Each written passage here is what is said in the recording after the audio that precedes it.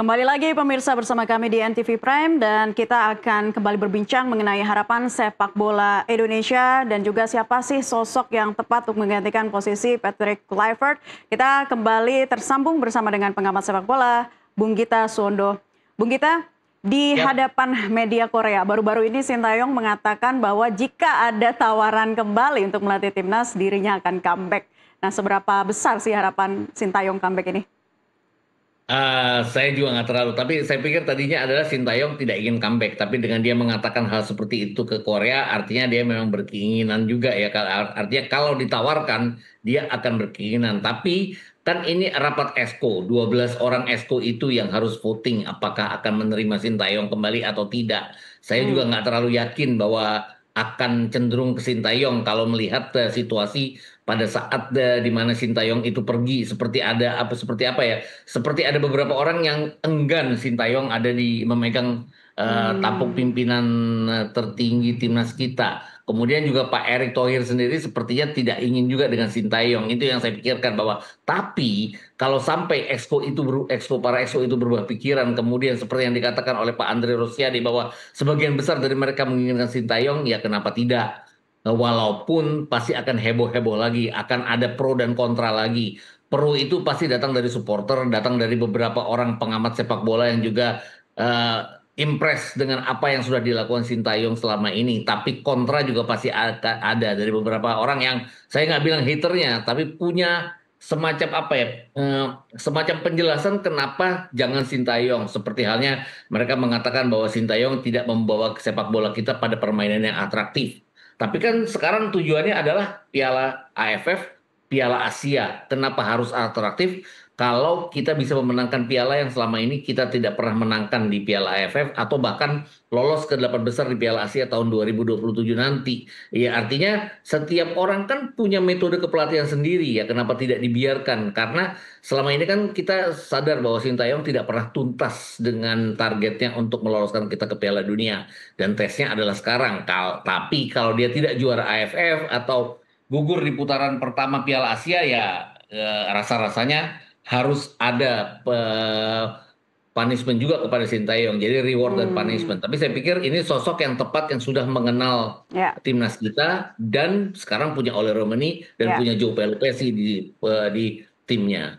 Sosok yang tepat tapi belum tentu bisa balik. Nah, tapi kalau Anda menilai lagi dari beberapa nama yang beredar, ini kan kabar burung, kabar liar ini sudah beredar nih mengenai sosok pengganti Ya, Kluivert dari Asia betul. ataupun Eropa. Kalau Anda melihatnya, siapa sih sosok yang muncul ke permukaan yang benar-benar tepat ini loh? Iya, Yesus Casas kayaknya nggak mungkin ya, karena dia katanya sudah merapat ke tim nasional Singapura, katanya Hmm, seperti itu. ya. Ada Timur Kapadze ya, Timur Kapadze kan budget masalah budget. Dia sudah sukses membawa Uzbekistan sejauh ini, kemudian dia kontraknya akan berakhir dan sekarang sudah hanya menjadi asisten pelatih kepala Uzbekistan dengan Fabio Cannavaro yang memegang Uzbekistan untuk Piala Dunia. Jadi saya pikir dia sosok yang tepat.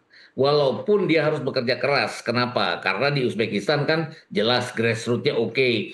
Bank pemainnya oke. Bisa dipilih Ya. dari under 17, under 20, under 23. Yang semuanya lolos ke turnamen-turnamen dunia masing-masing. Dan juga dari timnas senior juga. Jadi itu yang pasti harus. Tapi dia ahli strategi dan terbukti dengan membawa Uzbekistan sampai sejauh ini. Kemudian Hmm.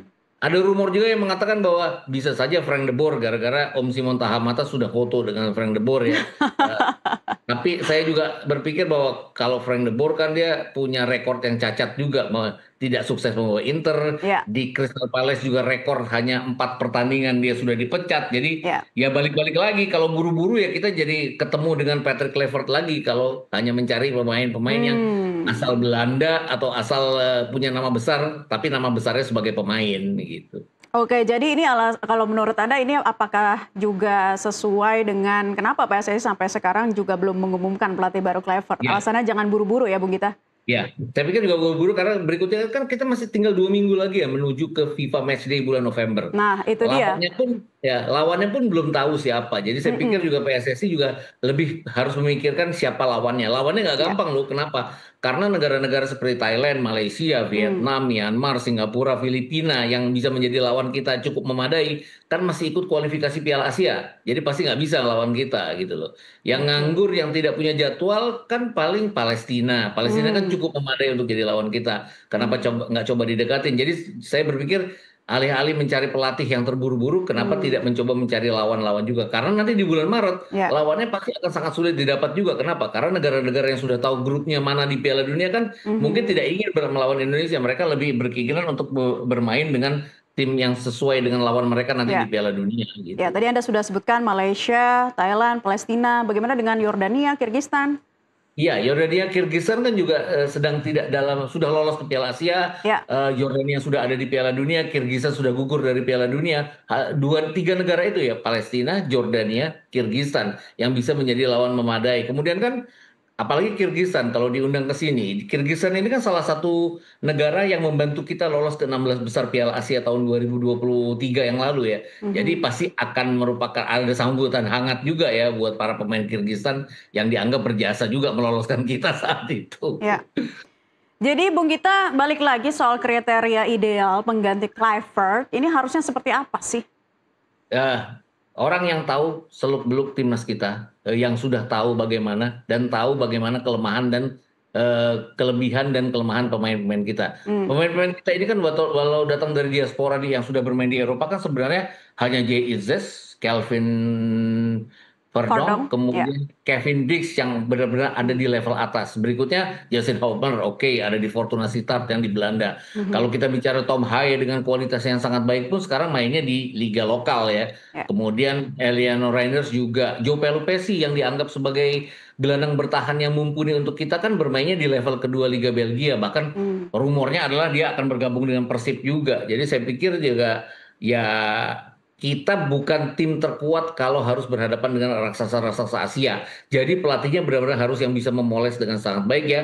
Contohnya ya Hmm. seperti Sintayong. Ada sebenarnya satu sosok Park Hang-seo, mantan pelatih Vietnam. Nah, Tapi itu seperti balik-balik apa lagi. sosoknya kalau Anda lihat? Nah, ini kan gaya mainnya gaya main keras ya. Hmm. Dan saya nggak yakin cocok dengan kita, dengan pemain-pemain kita yang stylish seperti pemain-pemain diaspora kita yang Ya. nggak bisa main keras. Dia melatih Vietnam dari pemain-pemain Vietnam ini baru dibentuk sehingga dia bisa memaksakan main keras. Ini kan tim kita kan sudah terbentuk. Nggak bisa Hmm. lah pemain-pemain yang biasa tidak main keras tiba-tiba disuruh main keras jadi akan aneh aja jadinya nanti. Mm-mm. Tapi kalau untuk sosok Park Hang-seo secara budget nih, PSSI kira-kira sanggup nggak nih? Dapat ya, saya pikir dapat ya. Tapi kan PSSI pasti ada dana lah untuk setidaknya mendapatkan Timur Kapadze atau Hmm. Paulo Bento yang pernah melatih Korea Selatan di Piala Asia. Jadi saya pikir juga itu. Tapi balik-balik lagi, Ya. justru pelatih-pelatih yang tidak punya nama besar ini sebagai pemain justru sangat bagus sebagai pelatih. Sintayong kan kita nggak kenal sebagai pemain, Paulo Bento Hmm. juga, kemudian Timur Kapadze juga, bahkan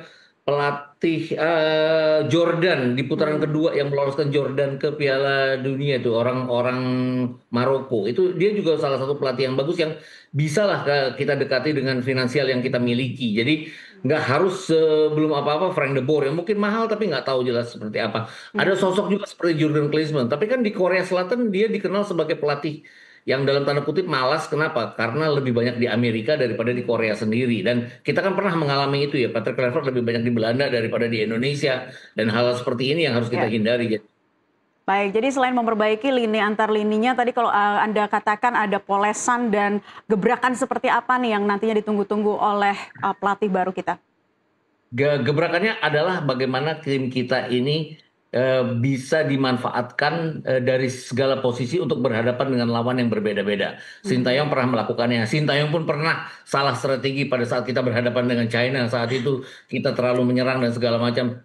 Intinya adalah tim kita ini dengan yang kita miliki sekarang di tim nasional ini kita harus balance antara menyerang dan bertahan. Itu yang Hmm. harus dilakukan oleh pelatih baru kita yang sudah pernah dilakukan oleh Sintayong yang tidak dilakukan oleh Patrick Kluivert dan kawan-kawan. Maaf, Oke. saya harus mengatakan bahwa secara keseluruhan Patrick Kluivert walaupun pernah mencatat 3 kali kemenangan buat tim nasional kita, ya rasa-rasanya banyak kegagalan-kegagalan juga. Artinya yang mentok pada saat dia harus menampilkan strategi baru tidak jalan di dalam satu pertandingan gitu Oke, aja. nah kalau gaya kepemimpinannya seperti apa nih Bung Gita yang harus ditampilkan oleh pelatih baru nanti?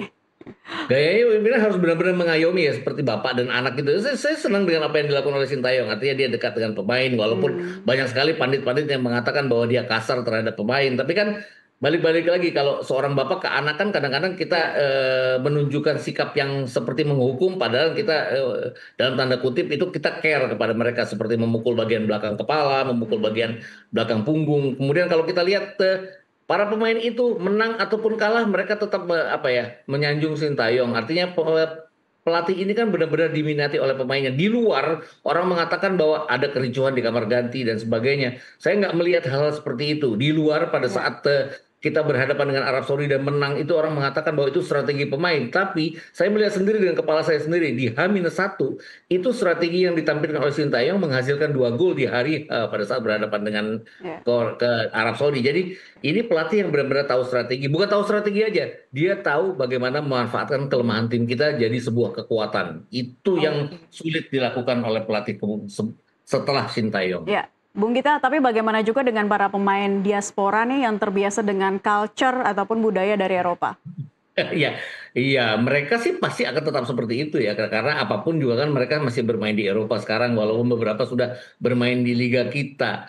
Tapi saya nggak percaya bahwa pelatih itu harus benar-benar satu bahasa. Kenapa? Karena Graham Arnold itu bawa Irak sampai ke putaran kelima, Graham Arnold juga nggak punya kemampuan untuk berbahasa Arab, dia oke-oke aja. Kemudian Harv Renard melatih Arab Saudi sampai 2 kali dalam 2 masa yang berbeda, pernah mengalahkan Argentina juga. Dari kalah dengan kita, kemudian menang dari timnas kita juga dia bukan orang yang bisa berbahasa Arab. Jadi semuanya diterjemahkan. Ada yang namanya bahasa sepak bola. Saya pernah bicara dengan Gunawan Dwi Cahyo, mantan center back kita. Bener nggak sih kendala bahasa itu harus satu bahasa? Ya nggak juga katanya. Apapun kan semua bisa ada yang namanya bahasa sepak bola dalam kepelatihan. Itu yang paling penting adalah memahami bahasa sepak bola itu. Itu kenapa bahkan Brazil sekarang kan menggunakan pelatih Italia, tidak pelatih Brazil lagi. Kemudian Inggris juga pernah memakai Joran Eriksson walaupun dia bisa memang pelatih yang bisa berbahasa Inggris. Tapi banyak kan ke pelatih-pelatih. Contohnya adalah Gus Hiddink pernah melatih Korea Selatan. Korea Selatan lolos sampai ke 4 besar Piala Dunia di semifinal pada saat mereka menjadi tuan rumah. Jadi saya nggak percaya kendala bahasa harus dengan pelatih yang satu bahasa. Kan ada penterjemah, apalagi Ya. sekarang zaman sekarang. Yang penting adalah kebersamaan dan tahu bagaimana kelemahan dan kekuatan tim kita itu aja. Ya, kebersamaan, tahu kekuatan dan kelemahannya, sehingga bisa jadi suatu kerja tim yang baik dan bisa menunjukkan Iya, hasil yang maksimal. Bung Gita, betul. kita sebentar lagi akan menghadapi beberapa agenda besar ya. Ada AFF, Ya. kemudian Piala Asia. Nah, ini apa yang menjadi catatan nih untuk timnas ke depan? Catatannya adalah kita harus benar-benar siap. Setidaknya oke.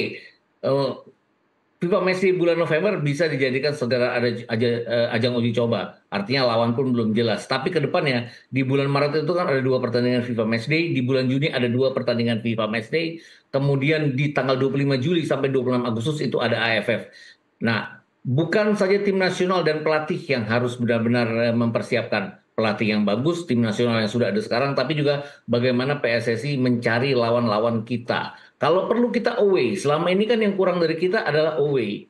Kita selalu pada saat pertandingan persahabatan kita jadi tuan rumah, kita mengundang tim lawan, kita keluar biaya tapi kita dapat dari tiket. Jadi orang-orang berpikirnya adalah ujung-ujungnya cari duit juga. Tapi saya sih sebenarnya tidak setuju. Saya lebih setuju bahwa tidak ada yang ingin mengundang kita. Itu yang harus didekati oleh PSSI kepada Hmm. federasi-federasi lain. Bagaimana kita bisa menjalani pertandingan away. Karena kemarin dari 11 pertandingan away yang kita lakukan di 4 putaran kualifikasi, kita hanya menang dari Brunei 6-0 di GBK, kemudian kita hanya sorry 6-0 di Brunei, kemudian kita hanya menang dari Vietnam 3-0 di Hanoi. Lain-lainnya kita seri dan kalah pada saat kita away. Jadi kelemahan kita adalah pada saat kita tandang ke kandang lawan sehingga kita tidak bisa mendapatkan poin maksimal.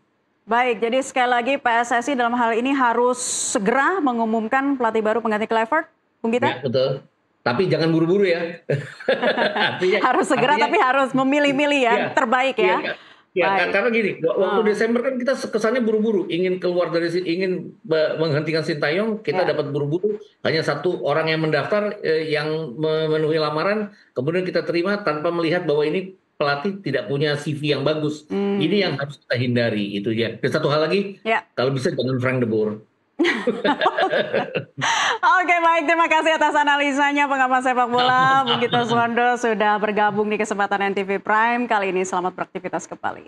Dan pemirsa tetaplah bersama kami. NTV Prime akan hadir untuk Anda seusai jeda pariwara berikut ini.